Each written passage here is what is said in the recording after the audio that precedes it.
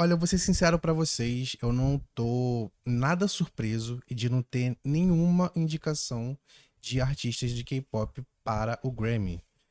E isso tá extremamente ligado ao que é a indústria que tá por trás do Grammy, ao que é a questão política que tem por trás disso. Meu nome é Lucas Luiz, eu sou músico e produtor musical e eu falo de música. Para a gente começar a entender sobre o que está acontecendo, na minha opinião, é de fato um boicote. E isso é muito bem pensado, sabe? Muito bem pensado mesmo.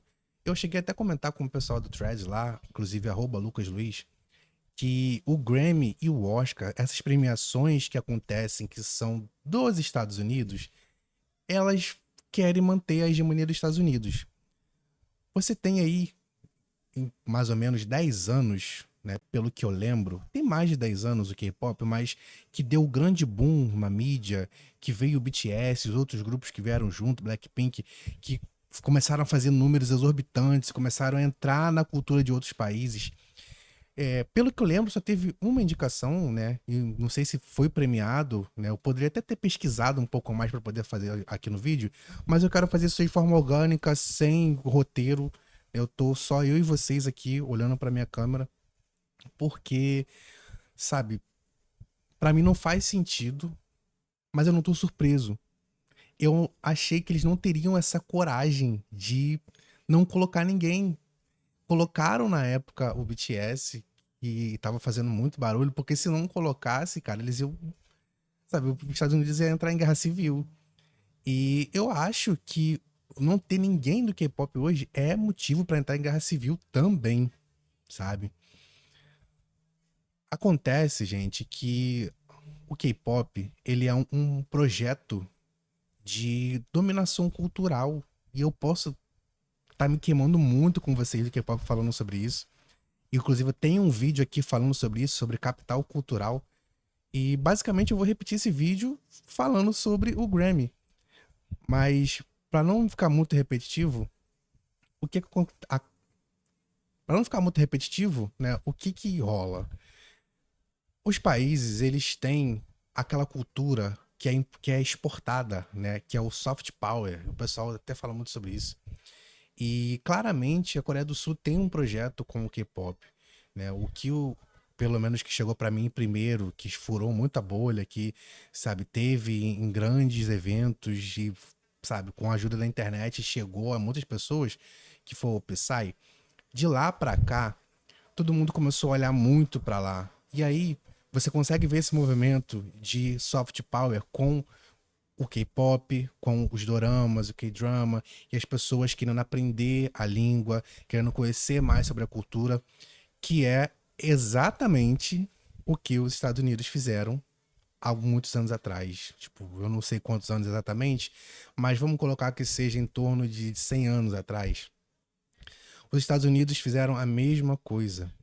Eles exportaram a visão deles do mundo para todos os países, inclusive para a gente no Brasil, que acaba sendo o quintal deles em muitos momentos. E eles estão percebendo que isso está rolando.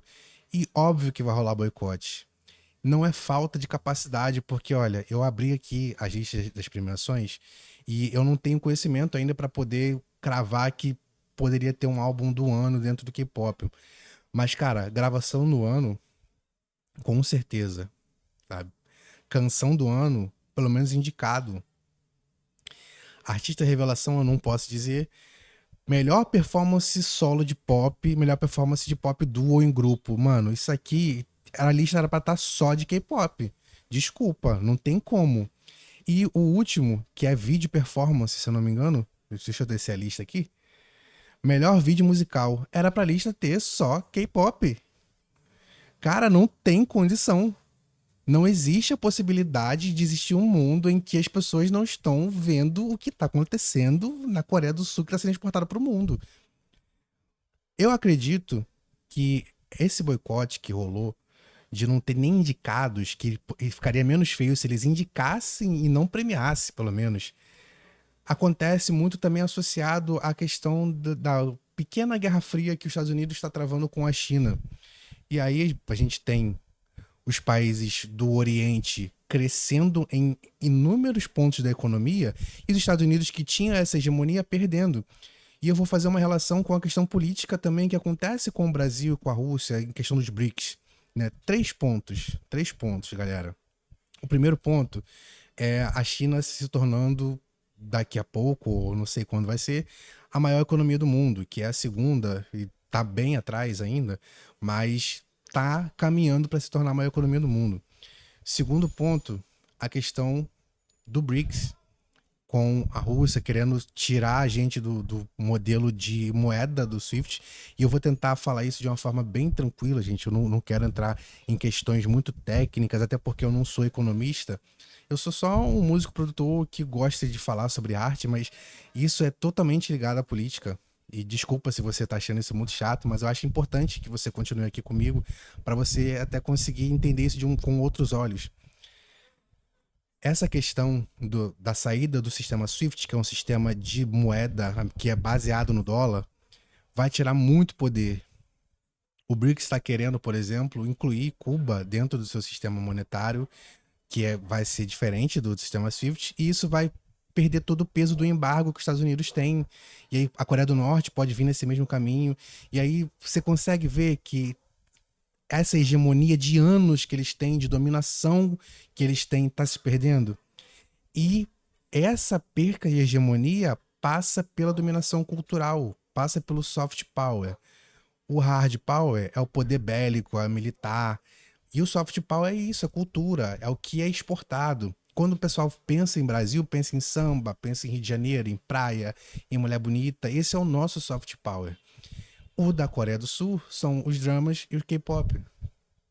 E aí, a gente é dominado pela indústria dos Estados Unidos há muitos anos, que a gente queria, quem não queria ter, por exemplo, estudar numa escola em que tivesse o armário, que a gente tivesse líder de torcida, e aí tivesse baile, que é uma coisa que a gente cresceu vendo, e que até hoje a gente vê quem não queria ser o rei e a rainha do baile. E a gente não tem baile no Brasil. Agora as coisas estão mudando, o cenário está mudando, a internet está aí para poder fazer isso. E esse é o medo deles. É por isso que não tem em gravação do ano, em canção do ano, em videoclipe, eu tô ficando indignado, gente. Não tem um indicado. Não ter um indicado não é possível. Eu estou há menos de um mês mergulhando de cabeça para entender o K-pop, sabe? E eu, que sou um músico e um produtor de uma cidade pequenininha do Rio de Janeiro, consigo compreender isso, consigo compreender que eles deveriam estar lá. Imagina os caras que têm anos de indústria, sabe? Óbvio também que tem a questão megalomaníaca deles, a questão de eles olharem só pro próprio umbigo e ficar catando pelo do próprio umbigo, porque eles são assim. Pra você ter noção, eles não estudam nem a geografia do mundo, né? Eles só querem saber da geografia deles. Se você brasileiro for para lá falar que você também é americano, eles vão falar que não, porque eles não entendem a América como um continente. Isso tudo, né? Eu tô ficando muito puto, gente, sério, de verdade. Eu peço desculpas a vocês desse vídeo que eu tô fazendo muito, muito bolado mesmo, porque por causa do medo deles de perder essa hegemonia cultural, eles estão boicotando. Mas a gente cai também num outro ponto que eu acho que é a salvação, e talvez você que está me assistindo faça parte de algum fandom que gostaria de ver o seu artista ou o seu grupo lá indicado, e você ia votar muito, que eu sei que você ia votar muito, você ia virar a noite votando, se tivesse votação aberta, né? Se você não fica triste, porque assim como o Grammy e o Oscar também tá no mesmo caminho, eles estão perdendo toda a credibilidade, porque é nítido esse boicote que tá sendo feito, cara. É nítido. Você tiver um Oscar em que você não tiver dorama, tiver os filmes que são produzidos na Coreia do Sul, pode botar no mesmo saco desse Grammy, que vai acontecer em 2 de fevereiro do ano que vem, que é esse medo deles de perderem. E aí eles vão querer colocar a Beyoncé para ganhar um monte de prêmio, para poder falar de representatividade, e não que a Beyoncé não mereça, não tô falando sobre isso, mas é muito estranho em que você veja as categorias e você veja o nome repetido várias vezes de Billie Eilish, de Beyoncé, de Charli XCX. Tem Beatles de novo sendo indicado pro Grammy. Você vê Taylor Swift, Post Malone, você vê os mesmos nomes que estão aí há muito tempo, em que, na minha opinião, existe um projeto deles de continuar reforçando. É um projeto deles de tentar combater a indústria do K-pop. E vou te falar, tá falhando miseravelmente. Porque daqui a pouco ninguém vai estar nem aí pra Grammy. Que eu acho que já deveria acontecer, tá? Eu não sei se da indústria da Coreia do Sul tem uma premiação pra isso, que eu acredito que tenha, né? E foi botar voto popular também, os fãs iam fazer loucuras. Mas assim, é muito triste a gente ter esse pouquinho de conhecimento e saber e ver que tá acontecendo isso. Vai chegar daqui a 20, 30 anos, 40 anos, a gente vai estar bem velhinho, lembrando, meu tempo da minha música.